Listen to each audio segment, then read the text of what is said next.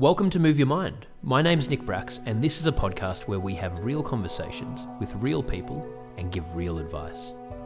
This is the 8th episode of the Move Your Mind Limited Construction Series. We're doing this because every year 190 Australians working in the construction industry take their own lives, and construction workers are 6 times more likely to die from suicide than an accident at work. On this episode, I spoke to Martin Smith, who is currently the Group General Manager for Health, Sustainability and Climate with the John Holland Group. Over his 30-plus year career in health, safety and environment, he's worked across multiple sectors, including resources, energy, engineering, construction and transport. Martin's a passionate advocate for improving mental health outcomes in the building and construction industry, and is driving the health and wellbeing agenda in John Holland. Thanks again for supporting our podcast, and if you'd like to join the Move Your Mind community, you can find all of the information at moveyourmind.me, and if you'd like to purchase the Move Your Mind book, you can find that at nickbracks.com/book. Martin, thanks so much for making the time to come on the podcast. I really appreciate it, and it's been great to be able to keep this relationship with yourself and John Holland over now a number of years. So, feel really excited to be able to just have this conversation with you today. Yeah, great. No, thank you for the invitation, Nick. I'm really looking forward to having the conversation with you. I appreciate it. So before we go into the interview, it would be great if we could just get a background on yourself and what you do at John Holland. Oh, yeah, happy to. Look, like most people in my profession, the journey to where I've arrived has been a long and interesting one, and not always a straight line to get to where I am today. I started my formative working life in a building trade. So I grew up in construction, and then I left construction shortly after finishing my apprenticeship, and went to university and got a degree in social work. And I was a registered social worker for a period of time, which is where it really started my interest in mental health, because mental health overlays a lot of the issues that social work is exposed to. So that's where I got my formative education around mental health and practical experience around all of that. I moved later in my time as a social worker. I moved into industry, and I did a bit of work with the Metropolitan Fire Service in South Australia. I did my dissertation on critical incident stress and mental health in the fire brigade. And this was back in the early 90s. And we were really looking at how firefighters and more broadly emergency services respond to critical incidents, and how they manage the mental health impacts of being exposed to critical events like fires, traffic accidents, and those sorts of things, particularly where members of the public are involved and children and so forth. So that's where I got my my further interest in mental health, and then it was almost my segue, if you like, into health and safety. I worked for a period of time in industry as a rehabilitation counsellor and a managing employee assistance program, and from there I moved into prevention. Injury prevention, as opposed to dealing with the consequences of workplace injuries, and so I moved into health and safety, and from there I really found my real interest, in my real kind of vocation, if you like, and that was going back into the late 90s, and I've been in health and safety and environment for since then. And I've worked across a number of industries. I've worked both on the contracting side. I've worked in the operational side of things, and also in maintenance as well. So, and I've worked across multiple sectors. I don't think there's many sectors I haven't worked across. Most of them have been high risk, and I find that that's where the interesting work is around dealing with managing physical injuries, managing physical hazards, and also now more so the psychosocial hazards that we're talking about these days, which have mental health implications.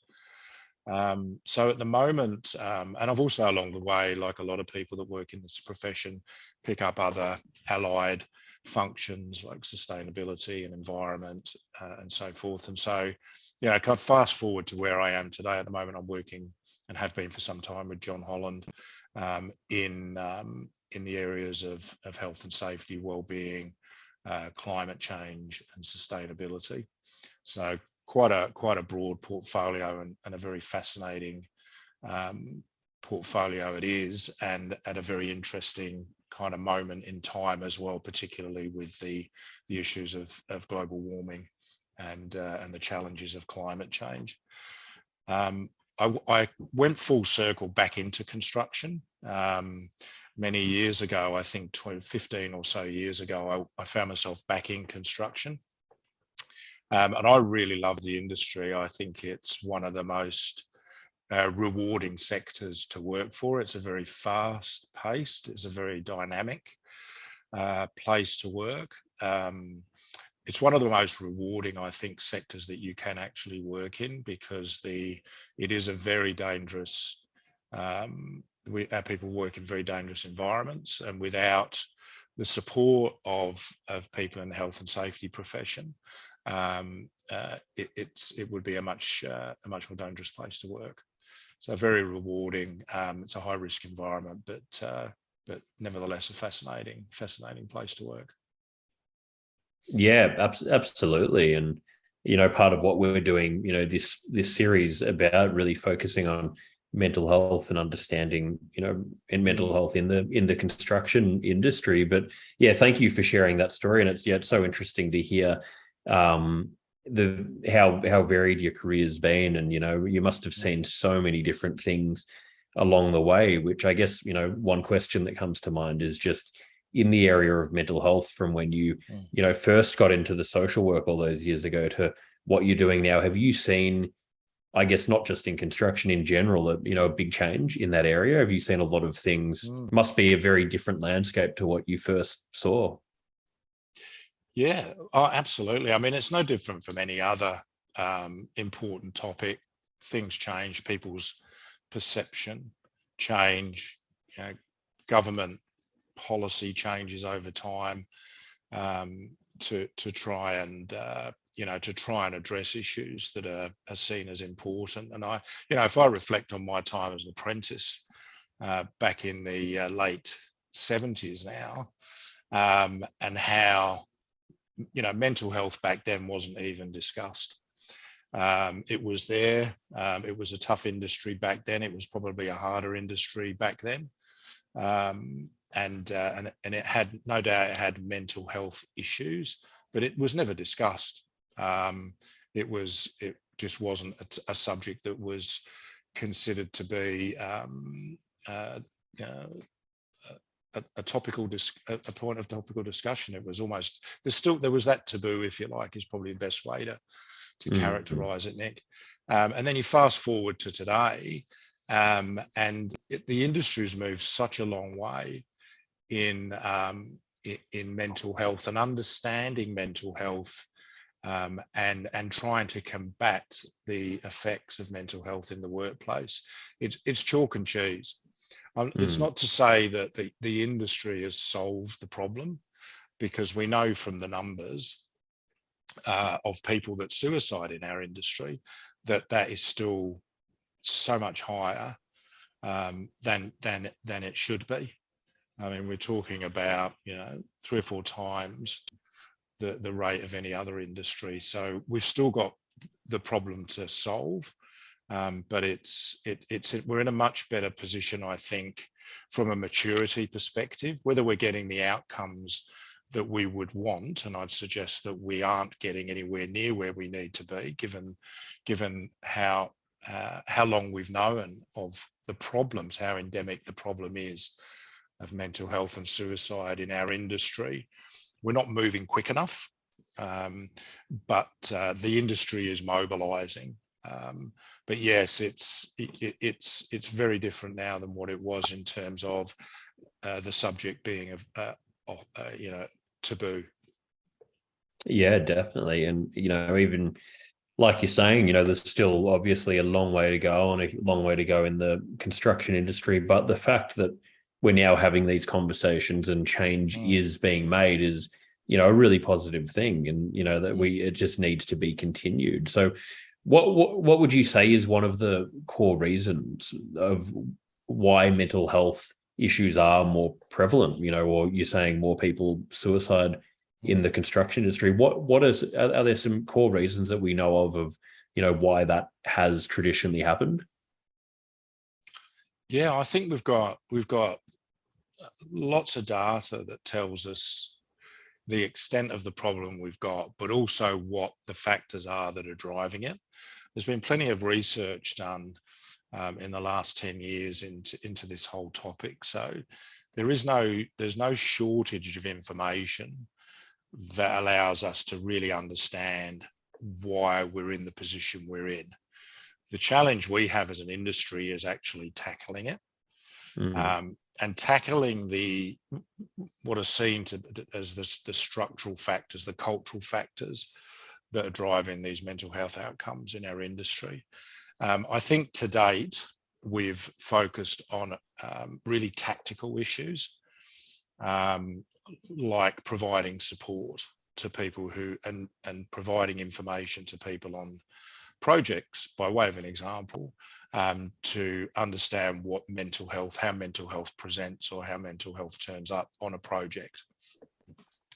And providing support to people who do have mental health issues or are struggling with mental health issues. So what I mean by that is providing, employee assistance programs that people can tap into and make contact with, who provide advice and support, which is a really important part of the whole equation of solving the problem.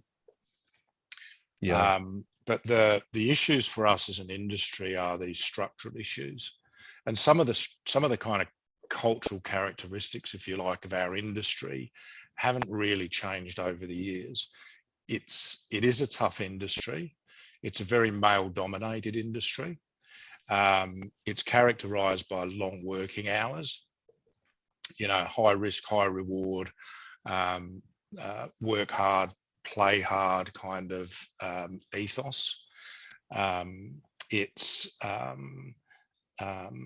There's a lack of diversity in our industry, so it's not a balanced industry in terms of people that see the industry as an attractive one outside of what's seen to be traditional male environment.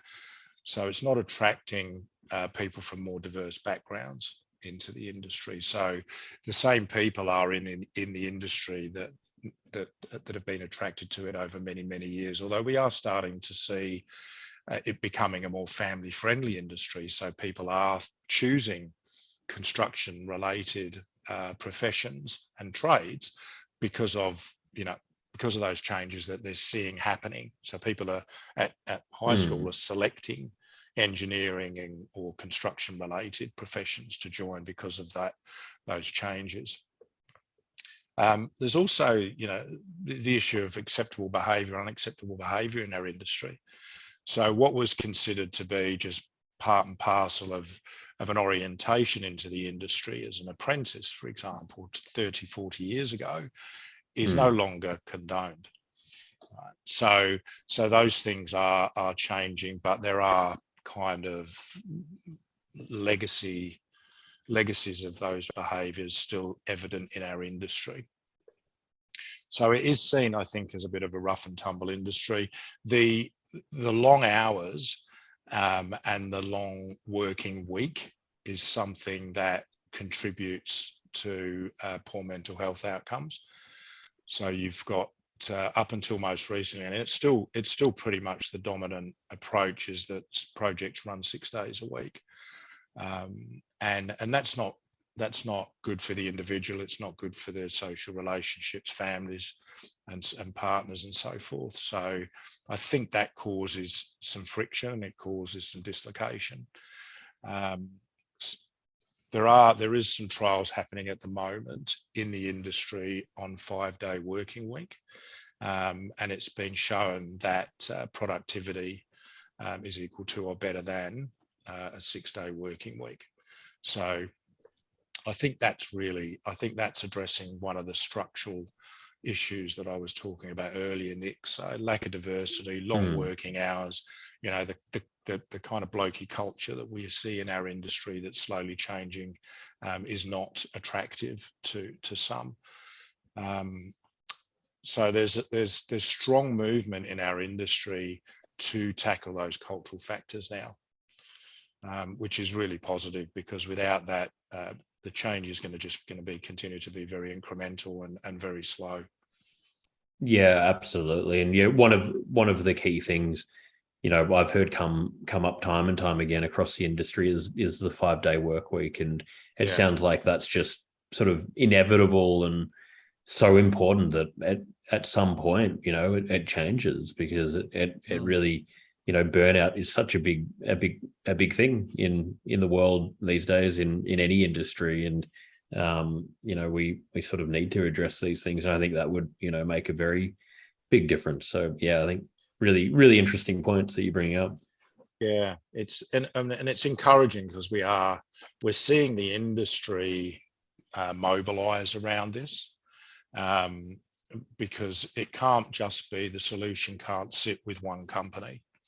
Yeah. It's got to be collaboration at the industry level to drive the structural changes that the industry needs. And it's really encouraging to see that happening, particularly through associations like the Australian Constructors Association, which has all the main players as part of that association, and they've worked together to agree that the industry needs to change, and the only way it's going to change is if all those companies mobilise around that change. And so we're starting to see the efforts of that collaboration flowing through. So there's a culture standard that's being released into the industry at the moment, which goes to the heart of these cultural factors that need to be addressed. So it is encouraging. I think the industry recognised maybe 5 years ago that it needed to change, and it needed to change quicker. And that came off the back of some research that was done out of Swinburne University in Melbourne by Professor Luke Downey, which just talked about the suicide rates and the mental health issues in our industry. And that piece of research, I think, while it was kind of known through the industry that, the industry wasn't in great shape in terms of mental health, there was something about this research which really struck a chord with the industry and the industry leaders and the CEOs of the industry players. It was almost like it was a tipping point. The industry then recognised that things can't go on the way they are, and we need to change. So there was a lot of goodwill and a lot of good intention on the back of that research. But the change that we actually need to see is taking a long time to make the substantive change that we need in the industry. So, but we still need more, and I think importantly, there needs to be more effort made by the industry to bring those suicide rates down. Yeah, and this stuff does take time. I guess, like, for a company to change these cultures, it's often could be a culture that's been part of a company for any number of years, and it takes time to chip away at that. So I guess, like, what you're talking about there of having industry standards is just so critical, because one of the questions I was going to ask is, does it seem from what you've seen in the industry, is it pretty varied in how each company deals with mental health and these areas? Is it sort of seem to be at the moment fairly varied from company to company? Yeah, that's a good question. Look, on some measures there's consistency, but I'd say that consistency isn't there when you're starting to look at those cultural factors. Most companies now provide almost the same level of support for people who are struggling with mental health. They are providing the support that people need in the workplace. They are educating their workforce around, and their leaders in particular, about how mental health presents in the workplace. And having mental health first aiders now is almost an industry norm across the sector. So there's lots of really good work that's happening. I think there's consistency in destigmatizing mental health in the workplace and it not being seen as a negative thing. There's an acceptance that people show up at work in many different forms, and so does mental health. Mental health is a spectrum. And it can be from the more extreme end, where people are managing quite extreme cases of mental health in the workplace, to those that are going through a difficult time at a particular moment in time. So I think that there's a much broader awareness about how mental health presents, and then the response that comes from individual organisations to support their people. I think that's been great, and that's some really good work that's happening across the industry. I think you'd appreciate that tackling those cultural issues takes more time. Yeah. And I think that needs to be and is being led by the senior players in the industry. They've got to lead the way. We've got to lead the way. I'm part of a company that is a senior player in our sector, and we take that responsibility really seriously. And we are driving the outcomes that we want to see in our industry through those industry associations, and so are a lot of the other what we call tier one companies.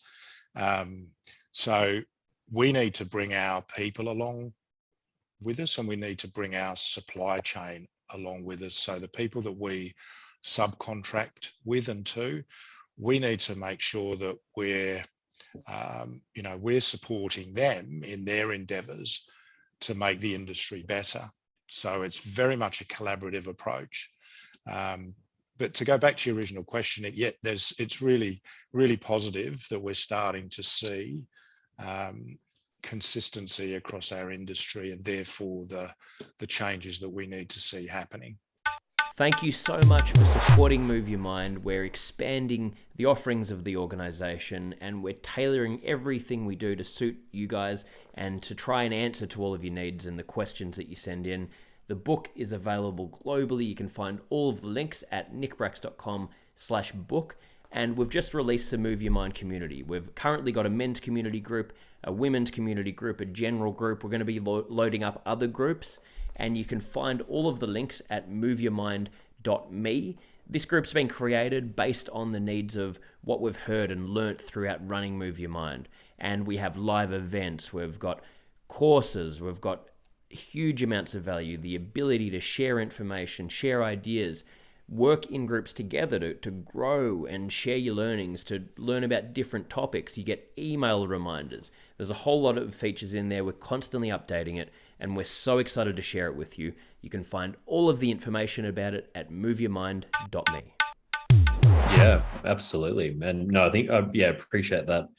These answers, it's, super insightful what you're saying. And to the point of John Holland, I mean, I've been fortunate enough to work with you guys a little bit, and I've seen firsthand, that you guys really are a leader in when it comes to mental health and wellness, and setting an example, and going above and beyond, and really wanting to not just tick a box, but actually be part of a conversation more broadly in the industry, and how can we set that standard. So I think it's really important, and a great example that you guys are doing that. And that was probably the final question I wanted to ask you.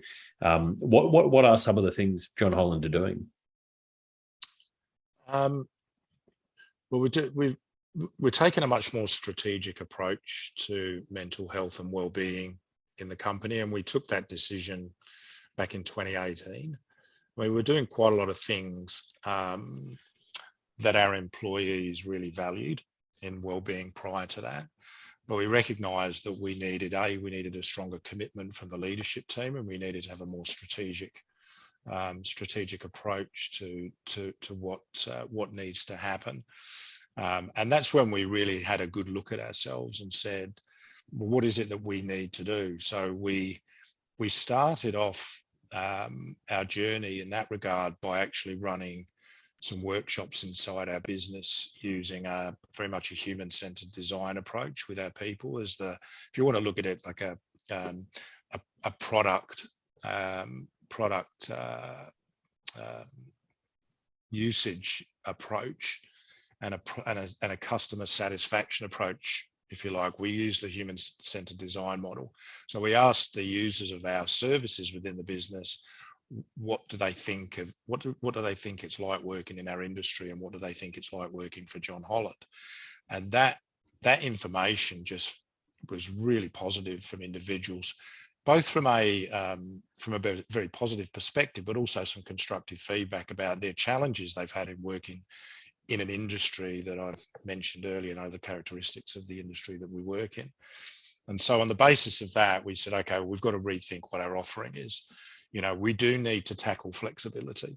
Our people want more flexible working arrangements. They want to be able to spend more time with their children and more time with their partners. They want to work less hours in a week and have weekends off, for example. They want to work for an organisation that really values them and provides support and development for them.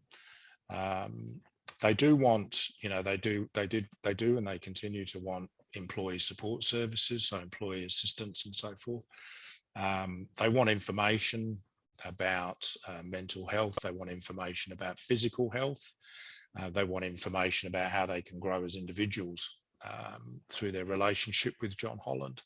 So what we did is that we developed our own program, if you like, which is called Healthy Bodies, Healthy Minds, which allows us to build out that awareness of physical health and how important that is, to build out the psychological health aspect to it, and really plugging in the information and support services that help support those initiatives. We try and keep our approach fresh, and we try and keep our approach contemporary, and we're continuously getting feedback from our employees about whether they think what our offering is adding value and they appreciate it, or whether there's other things that we can use to increase the awareness of wellbeing and mental health. And I guess this is where the association with yourself, Nick, came in, is that we wanted to look at a different way to get the message out, a different channel to get the message out. And the Move Your Mind podcasts, I think we were your first client in Australia that saw the value in that communication channel and that method of engagement. So those podcasts that we rolled out were really well received, and they were something different to the way in which we would generally communicate into the organisation. So that was really well received. But the other things, I guess, just to go back to the cultural issues that we're trying to address here. People in our business and people in our industry value flexibility, and they value diversity. So they're the two kind of headline topics that we know are making a difference. So in terms of flexibility now and well-being, we now have in our management system that our projects have to have well-being plans. So when we're planning to deliver projects, and when we put a bid in to win a project, within our bid is a provision and a budgetary provision to develop a well-being plan. So regardless of the size of the project or the number of people on that project, each project is required to look at the well-being requirements of that project and have a plan in place for the duration of that project. What that means is that you actually put the money aside from the beginning of the project to manage wellbeing through the life of the project, rather than just retrofitting it and trying to find the money to deliver wellbeing. And that's a big shift for an organisation to take, because it allows us to be a lot more proactive and manage the risks that have been identified on that project, whether there's psychological risks, psychosocial risks, or whether they're physical risks. They're all encapsulated in this wellbeing plan. So we've codified our approach so we get consistency. The other thing that we did in terms of well-being is that we recognise that that sometimes people need just some downtime, some time out. So we took the step of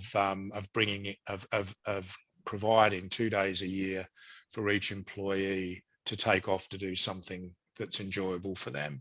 And it could be, and we call those the John Holland days. So people can take 2 days off a year, and we're encouraging them.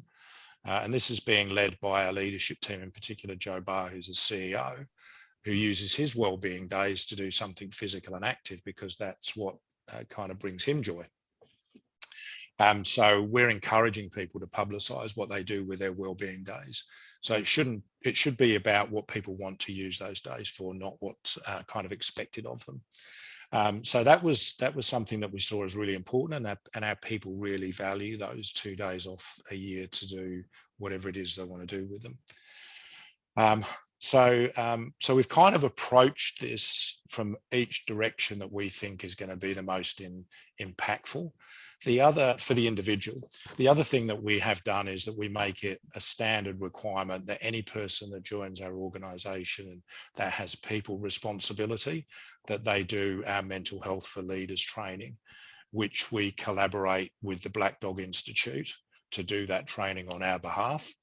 And we've been running that training now since 2018.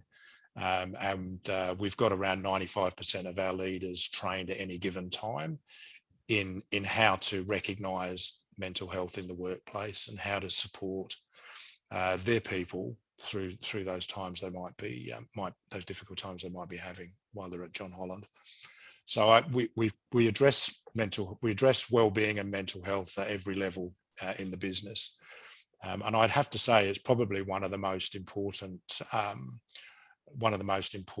issues that we deal with within the business, and it's one of the most important programs that we have in the business. Well, thank you for sharing all of that. And I think it is such a good example. And it's the kind of thing where it's not an easy thing to tackle if you want to do it properly. You've got to, as you're saying there, you guys are going above and beyond, but to really get it right and to create something sustainable, you sort of do need to go and, take those measures rather than just sort of putting a Band-Aid on things and maintaining. Yes. It really is setting that example, and that's how you make these long-term changes. And it goes for every industry and for society in general, really, that approach, that sort of preventative approach, going back to ground zero. How do we get things right? How do we find the right way to build our culture and run these systems? And it sort of puts you in good stead for the long term.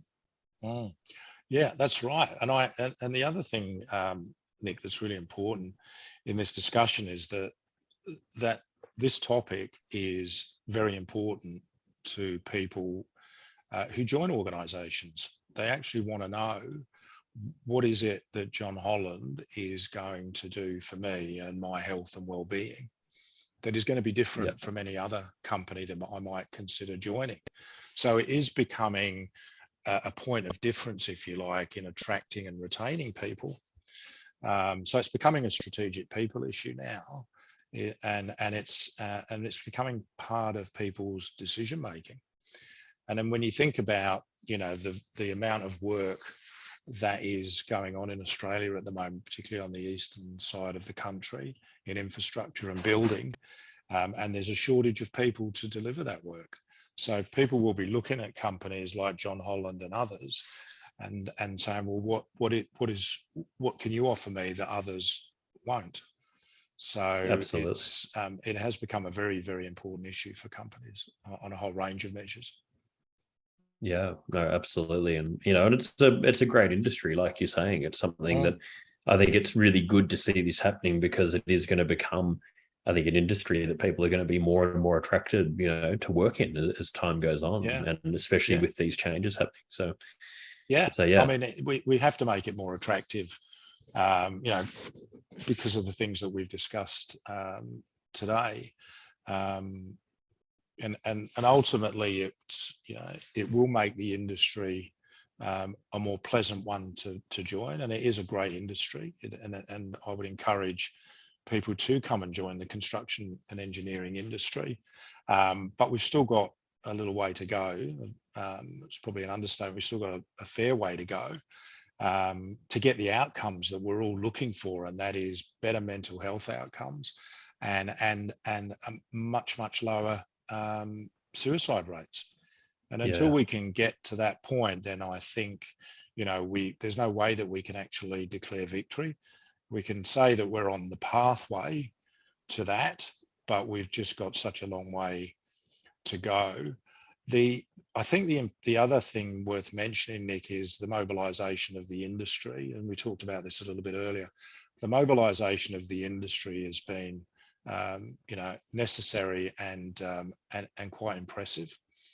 There is an industry association that's mobilised since that research report that I mentioned earlier from Luke Downey was published, and it's a group of individuals that have come together from the main players, mostly out of that are based in Victoria, but most of the tier one contractors have come together to try and give this whole issue build some more momentum, if you like.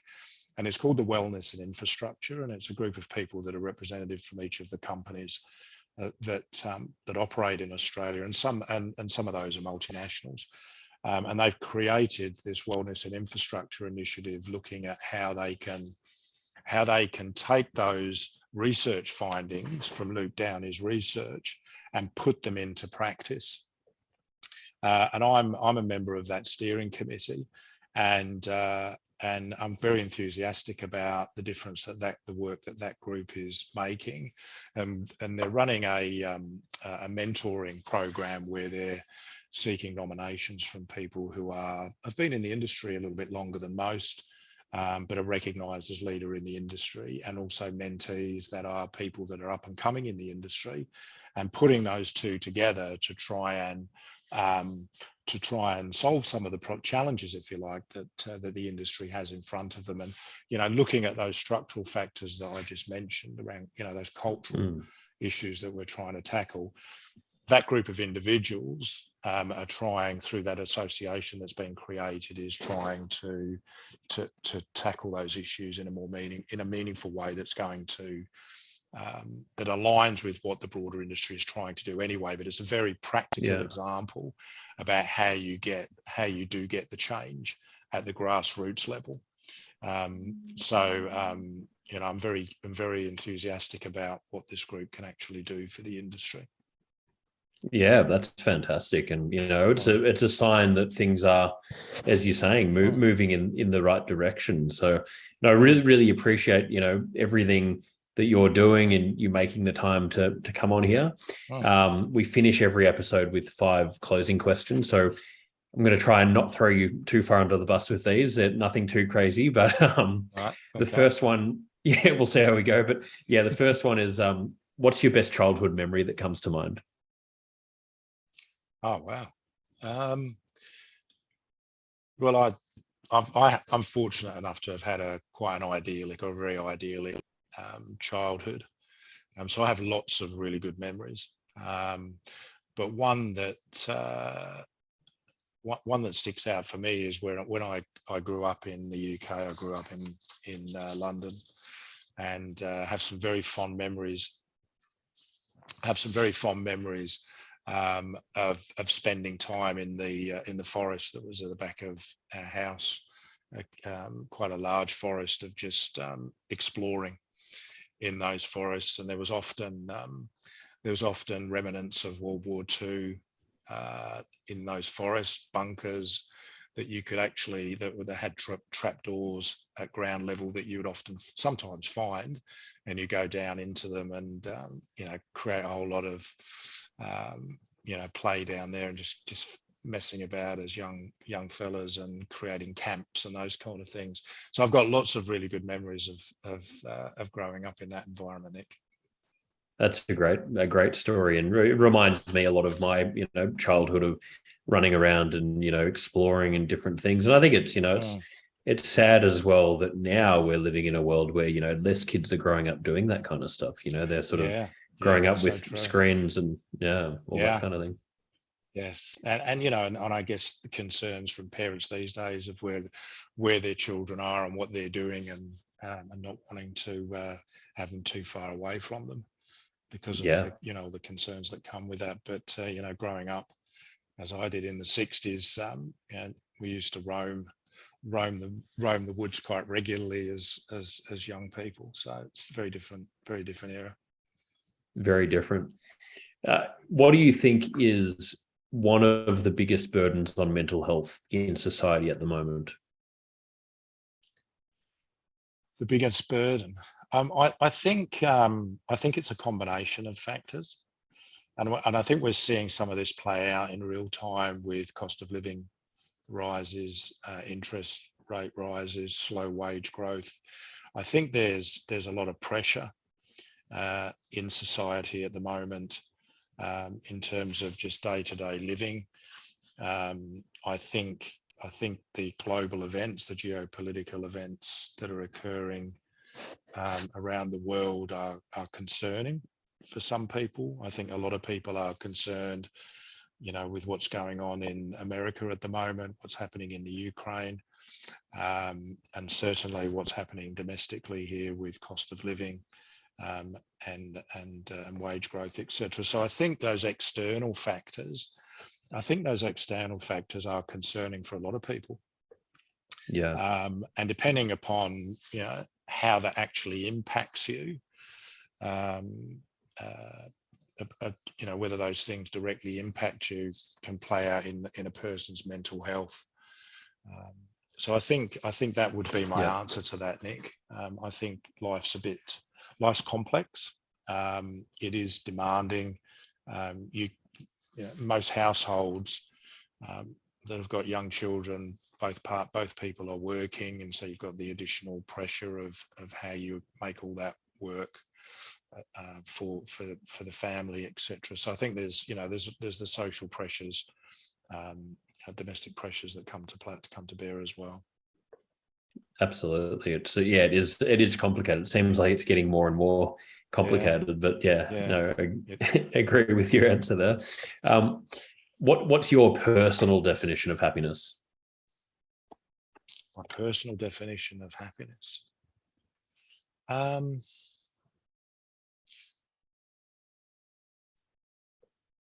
That's a really good question. I don't know how I'd summarize that in a definition, but to me, being happy is reflected in my relationships. If my relationships with people are positive and rewarding, then to me that makes the biggest difference to my happiness. So a lot of stuff for me that happens around me impacts me, but it doesn't necessarily cut through to the point where it affects my mood significantly or my sense of happiness and well-being. But if the people that I love around me are not happy or not thriving, then that affects my degree of happiness. I love that answer. Particularly my kids and my partner.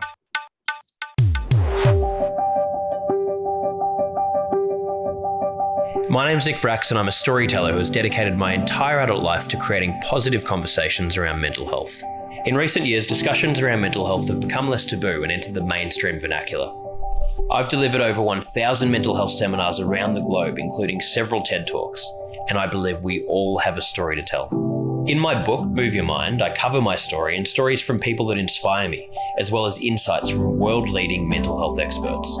This book will help you to learn how to recognise mental health issues before they become a problem.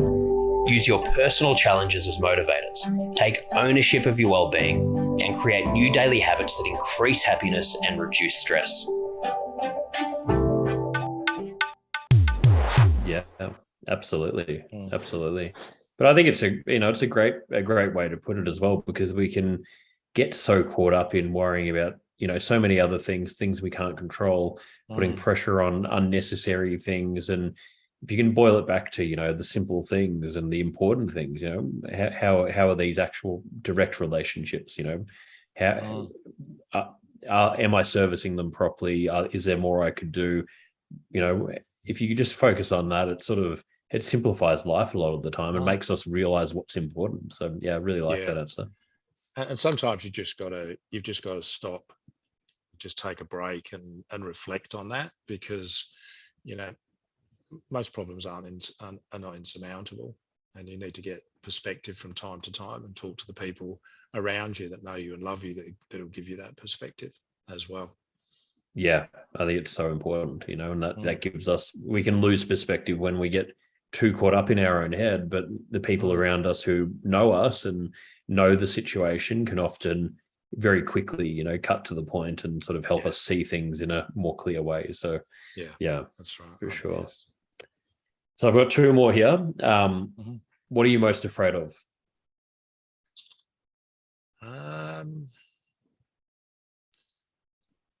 I think that what really scares me is being incapacitated. I think if I was to be physically incapacitated in some way, then the thought of that terrifies me. If I was to lose functionality, physical functionality or capacity in some way, and I ride a motorbike, not very often, but I'm often reminded by my wife mostly that how dangerous that is. But being a good health and safety professional, I take a risk-based approach, and I make sure I'm riding safely and wearing all the right gear and going out when the weather is safe to do so. So I'm not an all-weather rider, but it's always on my mind that if I ever had an accident, I haven't had one on a motorbike, but if I was, what would the physical impact of that be? And when I think about that, I'm almost tempted to put the bike up for sale the next day, but I haven't. I've resisted that temptation to now. But yeah, so that's what I'm probably, since you asked the question, that's probably the thing that terrifies me is losing bodily function. Yeah, I mean, it's a terrifying thought. Being paralyzed would terrify me. Yeah, absolutely. But it is, I actually used to ride one myself for a number of years, and it is sort of provided, obviously, like you're saying, that you're safe and careful on it. It's a very freeing feeling, being out on a bike. And that's really is. You'd probably say, well, if you're terrified by the potential outcome of riding a bike, why do you bother? And unless you've ridden a bike, you don't know the answer to that. It is exactly a liberating experience, and a very enjoyable experience. So, but I guess there becomes a time where you've got to work, see if that trade-off continues to work for you. For me, it's what.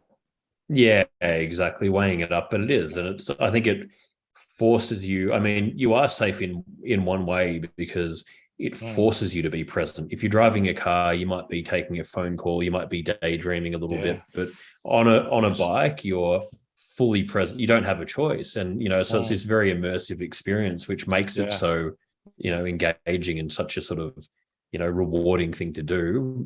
Which at least there's that part as well. So maybe we can tell that to your wife that it's safe because you're so present. Yeah, well, I think it's the people on the mobile phones that are in cars that we have to worry about. Exactly. So yeah, but there's roads around where I live that are quite remote. So so again, it's managing the risk as best we can. But It yeah, is. I love it. I like riding a bike. So Yeah. So final one, what are you most proud of? I'm proud of a lot of things, actually. I guess when you get to my stage of life, there's a lot to look back on and reflect. But I don't want to, without being too glib or cliche, Nick, I think I'm most proud of my kids and who they are as people. Not necessarily what they've achieved, because they've achieved a reasonable amount in their lives. The eldest is 30 and the youngest is 26. But it's who they are as individuals and who they are as people, who they are as humans, and those kind of personal attributes that we all hope as parents that your kids grow up to be good human beings with great interpersonal skills and are loved and love other people.